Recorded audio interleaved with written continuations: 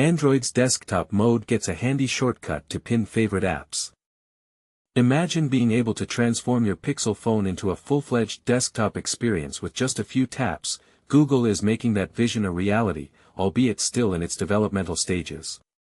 But here's where it gets exciting. The tech giant has introduced a new feature in the latest Android Canary release that allows you to pin your favorite apps directly to the taskbar, ensuring quick and easy access even after they've been closed.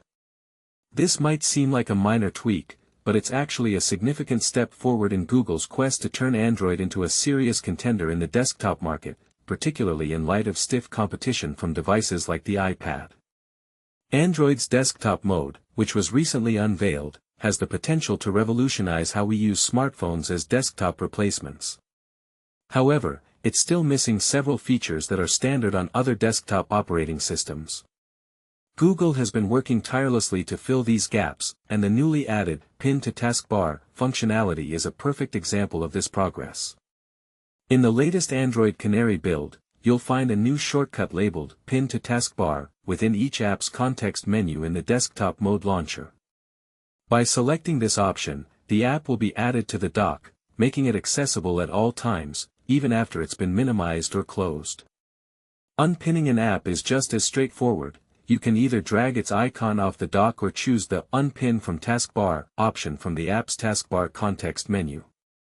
It's worth noting that this feature is currently available only in the desktop mode launcher and not in the standard launcher. This exclusion seems somewhat peculiar, considering that the taskbar is also visible on the internal displays of most Android tablets and book-style foldables. Nevertheless, the addition of this feature is certainly a positive development. This enhancement brings Android's desktop mode one step closer to becoming a viable alternative to other desktop platforms. Google's recent announcement to merge Chrome OS and Android into a unified system underscores its commitment to enhancing the Android desktop experience. The ultimate aim is to make Android devices more competitive with the iPad, and features like the Pin to Taskbar option are crucial in achieving this goal. However, there's an interesting question to ponder. Should this feature be extended to the regular launcher as well? Some might argue that having the same functionality across both launchers could streamline the user experience and make it more intuitive. What do you think? Share your thoughts in the comments. One final note, while this feature is currently available in the July Android Canary build, its availability in the beta and stable channels remains uncertain. If it appears in the upcoming Android 16 QPR1 Beta 3 update, it's likely to be included in the September QPR1 stable release. Otherwise, we may have to wait for the QPR2 release or beyond. Android leader reveals future, why you see it first on Android. The tech future unfolds first on Android, that's the bold declaration from Google's ecosystem chief, and it challenges everything we know about smartphone innovation. During my revealing chat with Samir Samit, president of Android ecosystem at Google, our conversation took an unexpected turn when he noticed my Apple gear. Instead of questioning my device loyalty, he showed genuine curiosity about my app usage across devices, a clue to Android's grand vision. We're merging Chrome OS and Android, Samit revealed, and understanding real-world laptop habits is crucial for this integration. This strategic pivot, from ecosystem unification to AI advancement, positions Android not just as an OS, but as a gateway to tomorrow's tech landscape.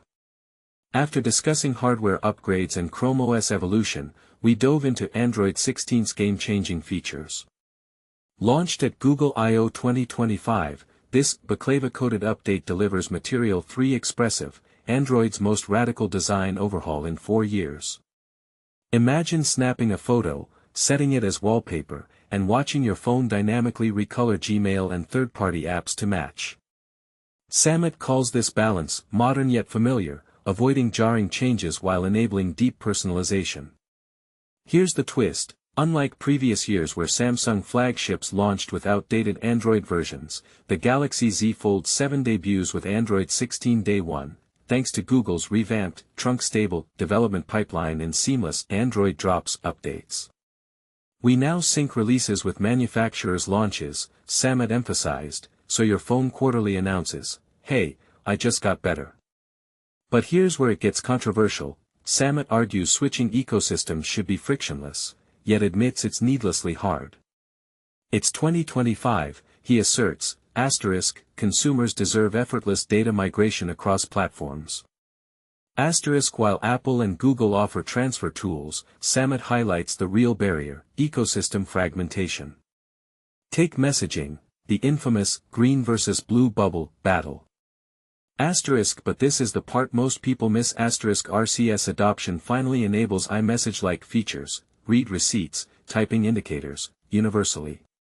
We're pushing for industry standards, Samit insists, so platform differences shouldn't penalize users. His bombshell claim. Switchers realize they've been missing the future, Android shows it first. Proof lies in Gemini's deep Android integration. Samit demonstrated live how it analyzes screen content, like comparing minivan specs, with contextual awareness Apple Intelligence can't yet match. But controversy erupts with Samsung's AI clutter, Galaxy AI, Bixby, and Gemini coexist confusingly. Let's be bold, is this fragmented approach hurting Android? Samit defends it. Circle to Search and Gemini are core Google-built tools accessible via long press or side buttons. Third-party AI innovation is welcome, but we ensure clarity.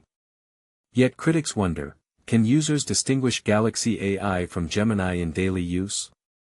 Finally, Samit addresses Google's XR ambitions via Android XR, calling wearables jewelry with purpose.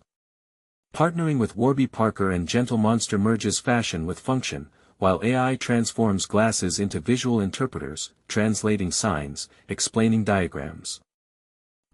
Cue the elephant in the room. Google Glasses failure. Samit reveals Google's blameless retrospectives philosophy. We dissect failures not for fault, but learning. Glass taught them wearables need style and AI vision, now possible with modern tech. So, is Android truly the innovation frontier? Samit's Disneyland anecdote says yes. Holding his child on a ride, Glass captured stable footage where phones couldn't. The vision was right, he reflects, just premature. Now we turn to you, is ecosystem lock-in excusable in 2025? Do green bubbles still stigmatize Android users unfairly? And can Google avoid repeating Glass's mistakes with XR? Share your unfiltered takes below, let's debate the future. Google merges Chrome OS and Android. Sony surprise RX1R3 camera and more tech news. This week's tech news is buzzing with exciting updates and surprises, particularly in the world of operating systems and consumer electronics. But here's where it gets controversial. Google is reportedly planning to merge Chrome OS with Android into a unified platform, a move that could revolutionize how we interact with our devices. This isn't just speculation, it comes straight from an interview with TechRadar, where Android ecosystem president Samir Samit revealed Google's intentions. Traditionally, Google has maintained a clear distinction between its mobile operating systems, Android, and its desktop/laptop platform, Chrome OS.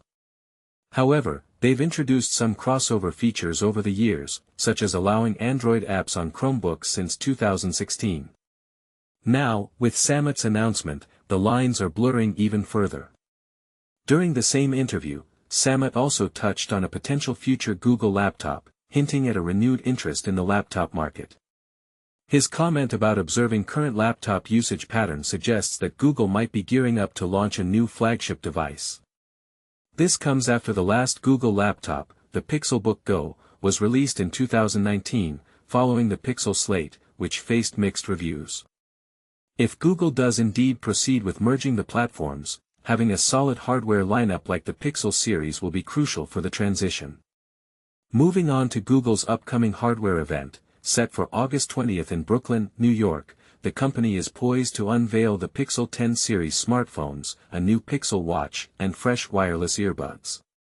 This event marks the 10th anniversary of the Pixel line, and there's speculation that Google might switch to TSMC chips for its Tensor G5 chipset due to issues with Samsung's manufacturing process. This shift could lead to significant improvements in performance and reliability. In another surprising move, Sony has unveiled a new full-frame camera, the RX1R3. This update comes nearly 10 years after the last revision in the RX1R series, and it's likely driven by the growing popularity of compact fixed-lens cameras like the Leica Q series and the Fujifilm X100 series. Despite the long wait, the RX1R3 brings some notable upgrades, including a rear-mounted viewfinder and improved battery life with Sony's larger NP-FW50 batteries. However, the standout feature remains the same 61-megapixel full-frame sensor and the Bionz XR image processor inherited from the A7RV. For watch enthusiasts, Omega has introduced a vibrant new version of its Seamaster Diver 300M. This summer edition retains the classic aluminum bezel and mesh bracelet but introduces a sleek, flat black dial with orange accents. Whether you prefer the mesh bracelet or the integrated orange rubber strap, this watch is a strong contender for those seeking a stylish and functional dive watch. EcoFlow has entered the home energy storage market with its Ocean Pro system. This whole home energy backup solution features modular 10 kWh batteries that can be expanded up to 80 kWh, paired with an inverter capable of handling up to 40 kW solar panel arrays. The Ocean Pro can provide continuous power output of up to 24 kW, making it suitable for powering most households, including HVAC systems and electric vehicle chargers. The system also includes advanced features like real-time energy monitoring and AI-driven weather and pricing forecasts to optimize energy usage. Lastly, Betour has unveiled its new Luma series smart glasses, offering 4 models with varying levels of features and capabilities. The Luma Pro, for example, delivers a 152-inch virtual display with a 52-degree field of view, 1200p resolution, and 1000 nits of brightness. These glasses come equipped with a front-facing camera for spatial capture and 6 degrees of freedom, though this feature is still in development. The Luma series range from the entry-level Luma at $399 to the flagship Beast model priced at $549, each offering unique features tailored to different user needs. And finally, Sony has partnered with the NFL to develop a custom headset for head coaches. This new headset, drawing inspiration from Sony's popular WH-1000X series, is designed to withstand the harsh conditions of NFL games, including extreme weather and physical stress. It incorporates advanced noise cancellation technology and is optimized for real game environments, ensuring clear communication on the sidelines. What do you think about Google's plan to merge Chrome OS with Android? Will this be a game changer in the tech industry, or do you see potential downsides? Share your thoughts in the comments.